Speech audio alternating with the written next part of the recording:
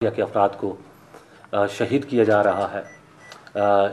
आज की इस कॉन्फ्रेंस में इसको इंशाल्लाह इस पर गुफ्तगू होगी और आपके सवालात का जवाबात भी दिए जाएंगे। और साथ साथ अभी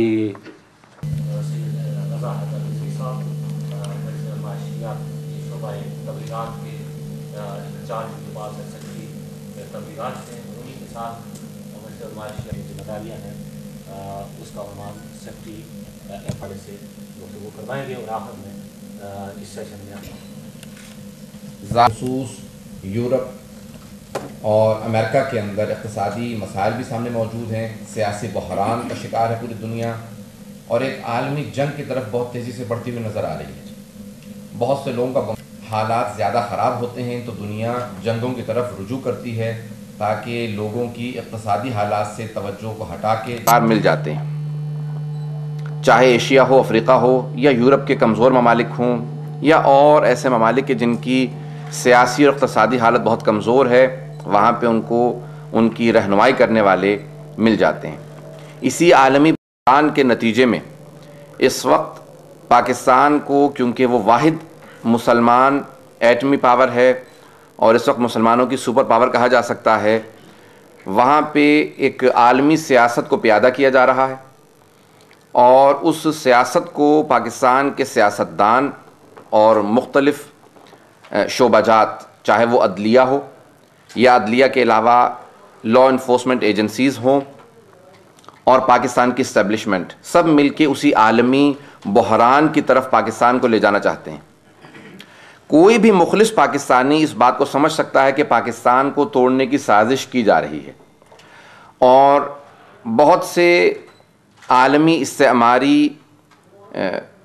सुतून ये बर्दाश्त नहीं कर सकते कि मुसलमानों में कोई एटमी पावर हो, कोई न्यूक्लियर पावर हो, और वो उसी को पाकिस्तान को अपना बिल्कुल ताबे और फर्माबरदार एक ग़ुलाम बना के रखना चाहते थे। तभी फ़िरक़ावारियत आज उरूज पे है और ये एक इंटरनेशनल बैनुल-अक़वामी साजिश का नतीजा है। उसी साजिश के नतीजे में जनाब ख़त्म मरतबत हज़रत मोहम्मद मुस्तफ़ा सल्लल्लाहु अलैहि वसल्लम की सिलसिला है। हम किसी भी तरह की इंतहा पसंदी के मुखालिफ हैं, चाहे वो मजहबी इंतहा पसंदी हो, चाहे लिसानी इंतहा पसंदी हो या और जितने भी इसके अनावीन दिए जा सकते हों, हर तरह की हम इंतहा पसंदी एक्सट्रीमिज़म के मुखालिफ हैं। किसी और दसियों दर्जनों सैकड़ों अफराद के कातिल को सिर्फ इसलिए रिहा कर दिया जाता है कि जिन एजेंडों पे काम करने वाले अदलिया के ये मुहाफ़िज़ जो इंसाफ की देवी को हमेशा नाबीना दिखाते हैं कि वो किसी के अंदर इम्तियाज़ नहीं रखती, इम्तियाज़ी सलूक करने के बाद इस बात का ख़ास सबूत देते हैं कि वो सिर्फ़ और सिर्फ एक स्क्रिप्ट को पढ़ रहे हैं, वो अदल और इंसाफ को जानते ही नहीं हैं कि क्या है। हम तमाम के तमाम पाकिस्तान के हुक्मरानों को, इस्टेब्लिशमेंट को, फ़ौज को मुतवज्जे करना चाहते हैं। 4 करोड़ से ज़्यादा आबादी और ये सब के सब हमेशा कभी भी किसी भी ख़ित्ते में रहें पाकिस्तान के मुखलिस हैं। जितने पाकिस्तान की शिया क़यादत, पाकिस्तान की शिया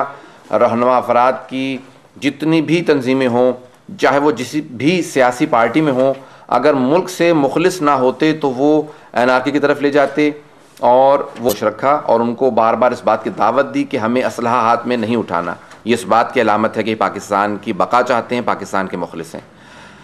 हम दोबारा मुतालबा करते हैं पाकिस्तान की हुकूमत से, अदलिया से, इस्टेब्लिशमेंट से,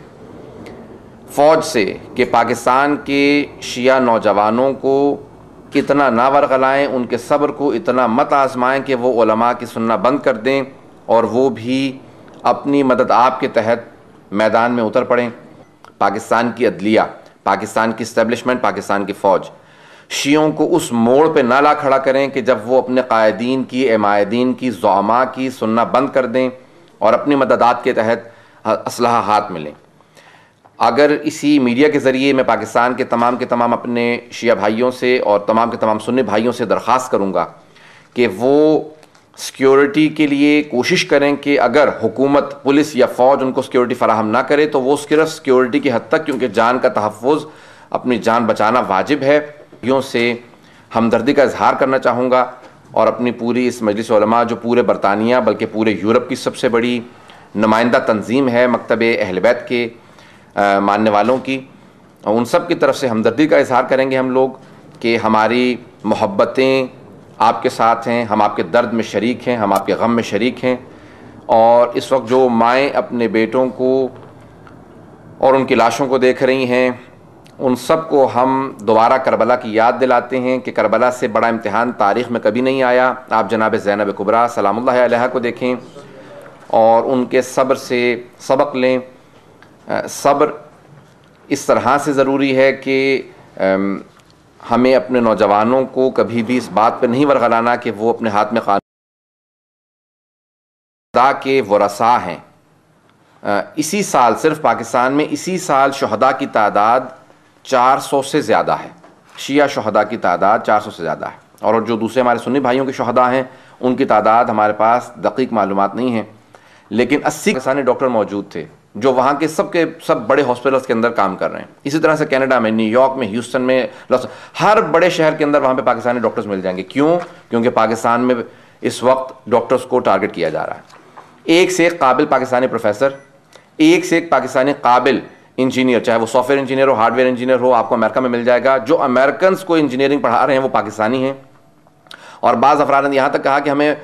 ताज्जुब है कि पाकिस्तान अभी ज़वाल पजीरी का शिकार है और पाकिस्तान में ऐसे ऐसे ब्रेन्स मौजूद हैं। इस वक्त जितनी भी पाकिस्तान के अंदर इंतहा पसंद तंजीमें हैं उनको मुख्तलिफ नामों से पाकिस्तान में काम करने की इजाज़त ना दी जाए, बल्कि उनको जब रोक दिया जाए या कल अदम तंजीम करार दे दिया जाए तो फिर उनकी उस तंजीमी एक्टिविटी को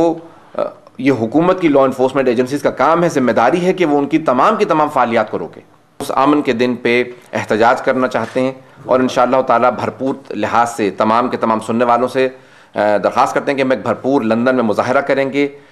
जुमे के दिन 21 सितंबर को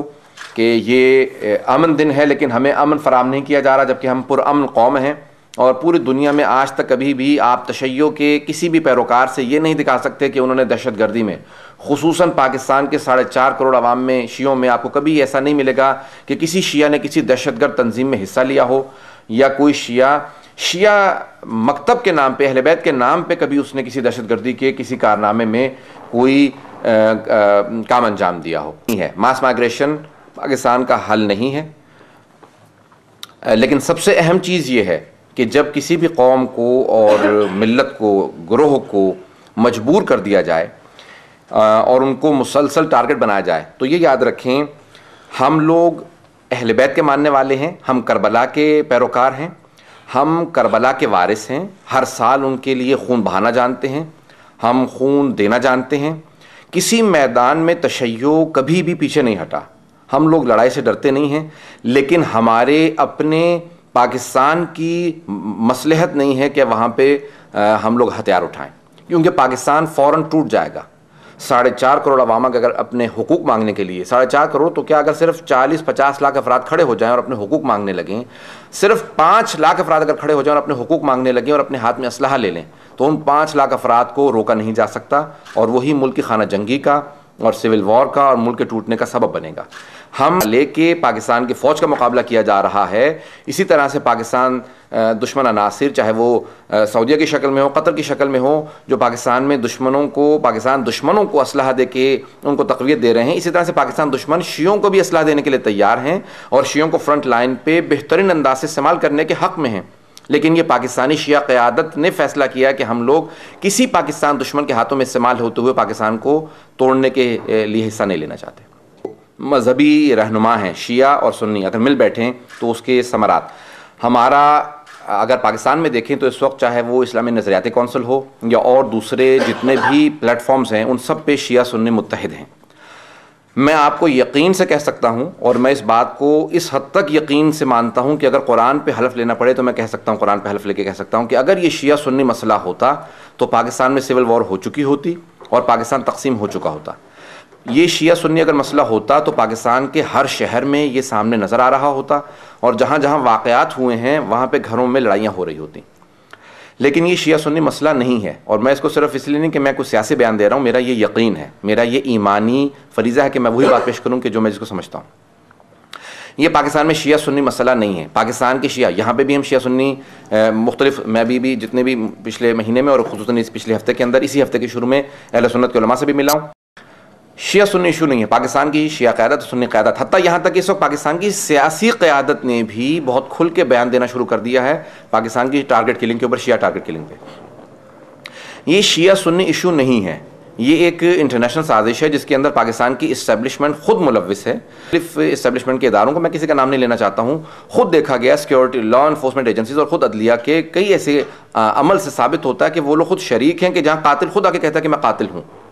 ये कातिल ये ईमान नहीं रखते बल्कि किराए के कातिल हैं। ये अफराद हायर किए गए हैं, इनको किराए पे लिया गया है कि तुम्हें ये काम करना है, एक मरतबा शिया को मारना, दूसरी तरफ सुन्नी को मारना है। अगर कोई जाहिल